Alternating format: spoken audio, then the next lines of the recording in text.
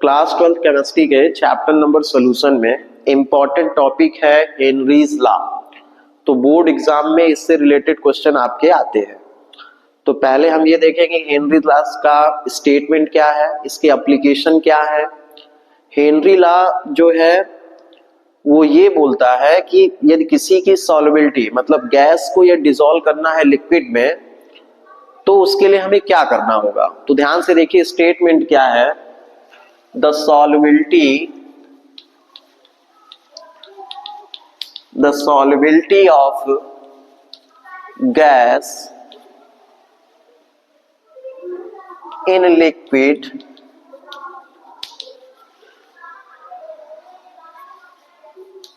the mole fraction of gas is directly proportional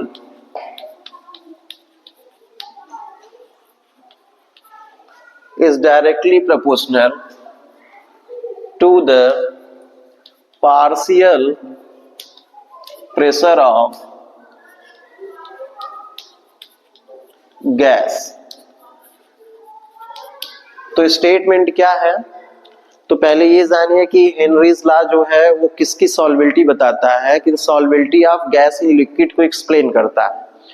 तो statement यहां से है कि the mole fraction of gas is directly proportional to the partial pressure of the gas. मतलब mole fraction जो है gas का, या उसको हम ये कहें कि सॉल्युबिलिटी ऑफ गैस जो है वो डायरेक्टली प्रोपोर्शनल है किसके, partial pressure of the gas के। तो मैथमेटिकल में हम लोग क्या राइट करेंगे कि पार्शियल प्रेशर P है ये डायरेक्टली प्रोपोर्शनल है किसके, मोल फ्रैक्शन के।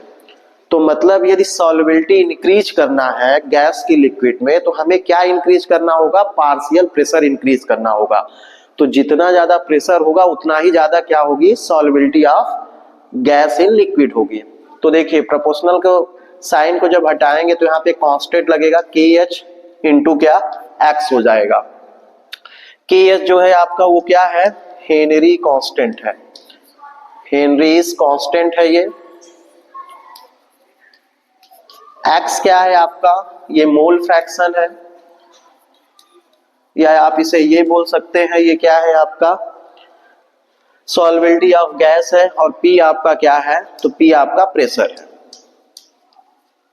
तो देखिए यदि 1 मार्क्स का क्वेश्चन आता है what is the Henry constant, तो उसके केस में आप क्या लिखेंगे, आपको यदि KH की वैल्यू निकालना है तो KH इक्वल टू आप क्या लिखेंगे, P अपॉन X। कैसे हो जाएगा, तो देखिए X यहाँ मल्टीप्लाई में है, जब इधर जाएगा तो डिवाइड में हो जाएगा। तो KX इक्वल टू क्या हो जाएगा, P अपॉन X। यहाँ पे प्रेशर का जो यूनिट होती है बार या पास्कल होगी। तो KH जो है कांस्टेंट है तो यहाँ पे इसकी वैल्यू गिवन होगी। तो KH इक्वल टू क्या है, P अपॉन X। अब ध्यान से देखिए जो सबसे इंपॉर्टेंट है उसमें ये है कि यदि पार्शियल प्रेशर इंक्रीज होगा, मतलब यदि हम प्रेशर इंक्रीज करते हैं तो सॉल्युबिलिटी ऑफ गैस भी क्या होगा, इंक्रीज होगा। ये आपको लर्न रखना है क्योंकि ये डायरेक्टली क्या है, प्रोपोर्शनल है। प्रेशर इंक्रीज होगा तो सॉल्युबिलिटी ऑफ गैस इंक्रीज होगा। यहाँ पे देखिए solubility of gas Henry constant के इनवर्सली प्रोपोर्शनल है। तो यदि हम KH की वैल्यू इंक्रीज करेंगे तो सॉल्युबिलिटी ऑफ गैस क्या हो जाएगा, डिक्रीज हो जाएगा। KH की वैल्यू इंक्रीज होगी तो सॉल्युबिलिटी ऑफ गैस क्या होगा, डिक्रीज होगा। रीजन क्या है कि इनवर्सली प्रोपोर्शनल है, क्योंकि KH equal to P upon X है। X क्या है, मोल फ्रैक्शन है या solubility of gas in liquid है। तो यदि KH की वैल्यू इंक्रीज करेंगे तो सॉल्युबिलिटी ऑफ गैस क्या हो जाएगा आपका, डिक्रीज हो जाएगा। एक इसमें और राइट है कि जो KH है मतलब हेनरी कांस्टेंट वो डायरेक्टली प्रोपोर्शनल है किसके, टेम्परेचर के। तो यदि टेम्परेचर इंक्रीज होगा तो क्या इंक्रीज होगा, KH की वैल्यू भी इंक्रीज होगी। तो आप यहाँ पे राइट कर सकते हैं कि यदि KH इंक्रीज होता है तो टेम्परेचर भी इंक्रीज होगा। अब जब टेम्परेचर इंक्रीज होगा तो सॉल्युबिलिटी ऑफ गैस क्या होगी, डिक्रीज होगी। तो यदि टेम्परेचर हम इंक्रीज करेंगे तो solubility of gas in liquid क्या होगी, डिक्रीज होगी। अब इससे रिलेटेड एक क्वेश्चन है कि एक्वाटिक एनिमल्स जो हैं वो वार्म वाटर में गुड फील नहीं करते हैं। तो रीजन आप क्या बताएंगे? According to the Henry constant, यदि वार्म वाटर है तो टेम्परेचर क्या है? इंक्रीज है। तो टेम्परेचर इंक्रीज होगा तो solubility of oxygen gas in liquid क्या होगी? डिक्रीज होगी। इसलिए एक्वाटिक एनिमल्स जो है वो गुड फील नहीं करते हैं वार्म वाटर में। किसके कंपेयर में? कोल्ड वाटर के। मतलब कोल्ड वाटर के कंपेयर में वार्म वाटर में वो गुड फील नहीं करेंगे। वार्म वाटर में गुड फील इसलिए नहीं करेंगे क्योंकि टेम्परेचर इंक्रीज होगा तो सॉल्युबिलिटी ऑफ गैस मतलब ऑक्सीजन की जो सॉल्युबिलिटी है वो डिक्रीज हो जाएगी लिक्विड में। तो जब डिक्रीज हो जाएगी तो वहां पे जो एक्वाटिक एनिमल्स हैं वो सफर फील करेंगे, मतलब वो गुड फील नहीं करेंगे। तो आपको ये समझ में आ गया होगा कि यदि सॉल्युबिलिटी ऑफ गैस को इंक्रीज करना है तो प्रेशर को इंक्रीज करना होगा, सॉल्युबिलिटी ऑफ गैस को डिक्रीज करना है तो हेनरी कांस्टेंट की वैल्यू को इंक्रीज करना होगा, और टेम्परेचर जो है डायरेक्टली प्रोपोर्शनल है हेनरी कांस्टेंट के, तो टेम्परेचर इंक्रीज होगा तो सॉल्युबिलिटी ऑफ गैस क्या होगा? डिक्रीज होगा। नेक्स्ट टॉपिक क्या गिवन है? Application of Henry's law. Application of Henry's law, तो फर्स्ट क्या गिवन है कि यदि सॉल्युबिलिटी ऑफ गैस को इंक्रीज करना है तो हमें क्या करना होगा? पार्शियल प्रेशर इंक्रीज करना होगा। तो आपके बुक में राइट होगा कि solubility of CO2 gas increases then pressure is increases in soft drink waters। मतलब यहां पे ध्यान से देखेंगे, ये बॉटल है, इस बॉटल में सॉफ्ट ड्रिंक है।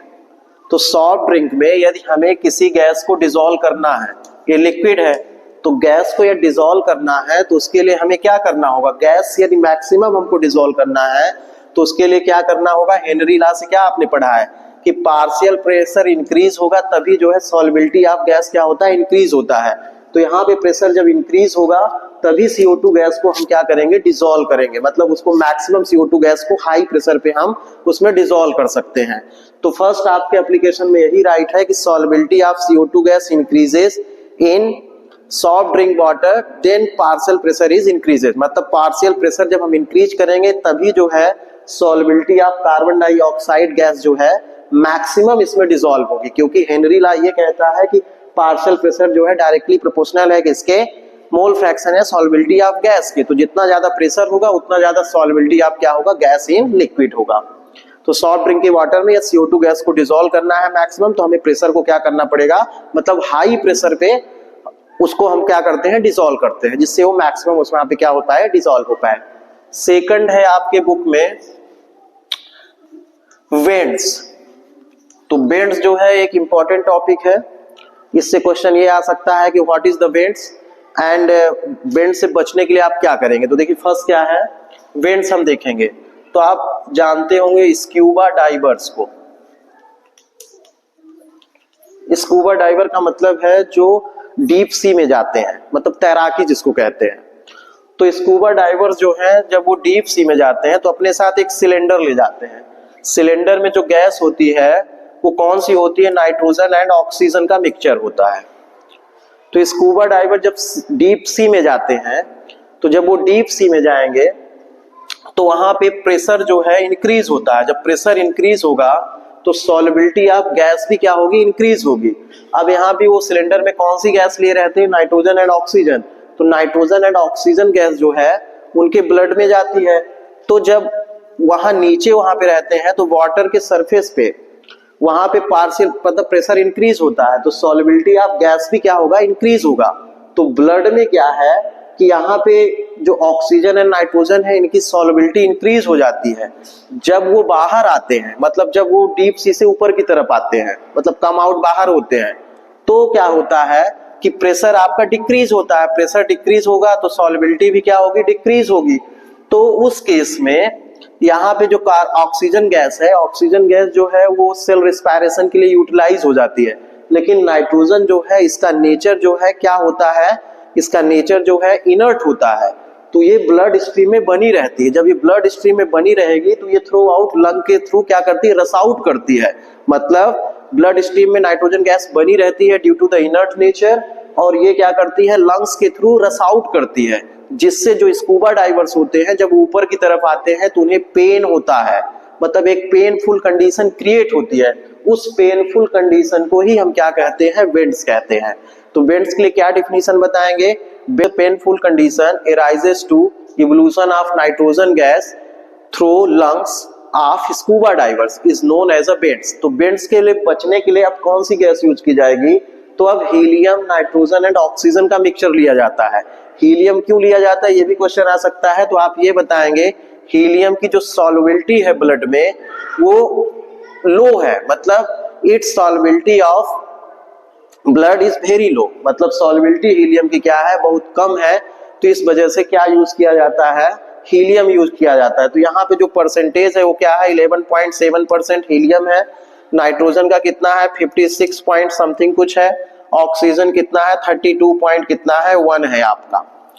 मतलब यहाँ पे जो 56.2% जो है आपका क्या है, नाइट्रोजन है, 32.1% ऑक्सीजन है और 11.7% हीलियम है आज के केस में। मतलब अब जो है ये लिया जाता है।